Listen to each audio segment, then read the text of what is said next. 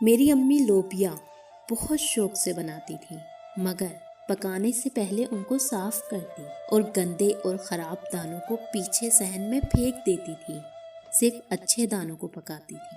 مگر جیسے ہی بارش آتی، یہ گندے اور خراب دانے بیج بن جاتے اور پھوٹ پڑتے تھے اور صحن ہریالی سے بھر جاتا تھا، اور یہ بہت خوبصورت احساس ہوتا تھا۔ کس قدر دلچسپ بات ہے کہ وہی انسان جس نے ان کو خراب سمجھ کے پھینکا ہوتا، وہ ان کو دیکھ کر خوش ہو جاتا ہے اور ان کی دیکھ بھال کے بعد ان کو خوب فائدہ اٹھاتا ہے۔ اب میری بات سنیں، رونا نہیں۔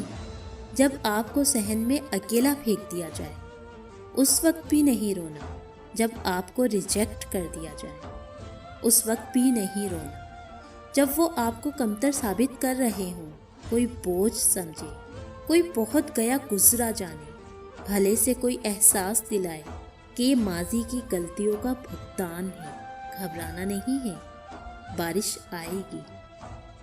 صبر کرنے والوں کے لیے اجر ہے، اور یہ اللہ پاک کا وعدہ ہے، یاد رکھو۔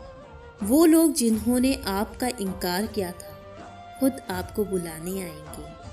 اللہ پاک اپنے بندوں سے بہت محبت کرتا ہے، وہ رحمت کرے گا، بس اس سے جڑے رہنا، عنقریب سب دیکھ لیں گے آپ کس قدر قیمتی اور انمول تھے۔ مشکل میں خود کو سنبھالیے اور دوسروں کا سہارا بننے کی کوشش کریں۔ جزاک اللہ۔